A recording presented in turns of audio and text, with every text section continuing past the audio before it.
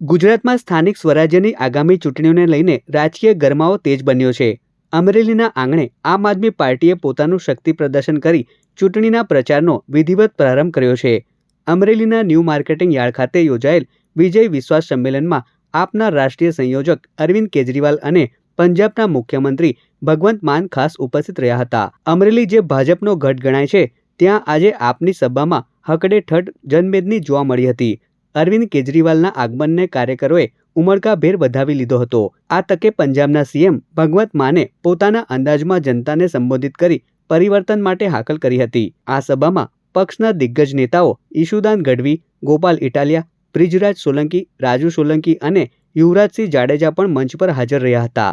તમામ નેતાઓએ એક સુરે આગામી ચૂંટણીમાં ભાજપ અને કોંગ્રેસના શાસન સામે આમ આદમી પાર્ટીના શાસનનો વિકલ્પ રજૂ કર્યો હતો. કેજરીવાલે અમરેલીની જનતાને સંબોધન કરતા જણાવ્યું હતું કે આ વખતે લડાઈ માત્ર સત્તાની નથી, પણ સામાન્ય માણસના અધિકારોની છે. જંગી જનમેદની અને કાર્યકરોનો આ ઉત્સાહ આગામી સ્થાનિક સ્વરાજ્યની ચૂંટણીમાં કેવા પરિણામો લાવે છે તે જોવું રસપ્રદ રહેશે. આજે આમ આદમી પાર્ટીની અમરેલીમાં વિજય વિશ્વાસ સંમેલન હતું, જેમાં ખેડૂતોના પ્રશ્નોને લઈને માન્ય અરવિંદ કેજરીવાલ, ભગવંત માનજી અને અમારું પ્રદેશ નેતૃત્વ આવ્યું હતું.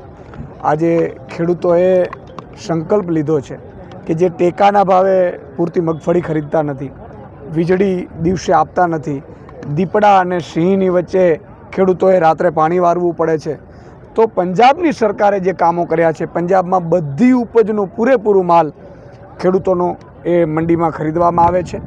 એ ખરીદવા માટેની જો સિસ્ટમ લાવવી હોય તો આમ આદમી પાર્ટી લાવવી પડશે. ખેડૂતોને પંજાબમાં દિવસે વીજળી મળે છે અને ફ્રી વીજળી મળે છે. આજે ખેડૂતનો દીકરો કેમ ખેડૂત નથી બનતો? ગુજરાતના ખેડૂત કેમ જમીન વેચવા માંડ્યો છે? કારણ કે આપણી ખેડૂત વિરોધી નીતિ છે. અમેરિકાના ખેડૂતને એક વર્ષના એક ખેડૂતને 54 લાખ રૂપિયા સબસિડી આપવામાં આવે છે, જ્યારે અહીંયા ગુજરાતમાં ખેડૂતોને બાબાજીનું ઠૂલું મળે છે અમને. અને એટલા માટે આજે અમારો દીકરો છે એ ખેડૂત અમે બનાવવા નથી માંગતા, જમીનો વેચવી પડી છે. પણ હું 54 લાખ ખેડૂતોના, એના પરિવારને, એના સગા સંબંધીને એટલું જ કહેવા માગું છું કે એકવાર તમારી પોતાની સરકાર બનાવો, ખેડૂતની સરકાર બનાવો. ઉદ્યોગપતિની સરકાર છે તો ખેડૂતોની શું કામ વિચારશે? ત્યારે આજે તમે વિચાર કરો, વિવિધ મુદ્દાઓ છે.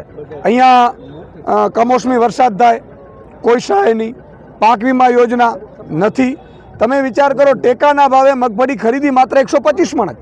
હવે ભાજપે નક્કી કર્યું છે કે તાલુકા જિલ્લામાં જો ભાજપને મત મળશે તો માત્ર 40 મણ જ મગફળી ખરીદાશે આગામી સમયમાં. તો આવી સરકારોને અમારે જોતી નથી, એવું ખેડૂતોએ સંકલ્પ લીધું છે. મને પૂરો વિશ્વાસ છે કે આગામી તાલુકા જિલ્લામાં આમ આદમી પાર્ટી આમ લોકોને જે ટિકિટ આપી છે, જે નેતાઓના દીકરાઓની સામે લડશે ભાજપ કોંગ્રેસના, અને મને પૂરો વિશ્વાસ છે કે જીતશે. પ્રવીણ રામ કેમ નથી આવ્યા? કેમ ન જોવા મળ્યા? નહીં, અલગ અલગ અમારી ડ્યુટી છે ને. આજે ચેતર વસાવાની ત્યાં ડ્યુટી છે. સાહેબ જો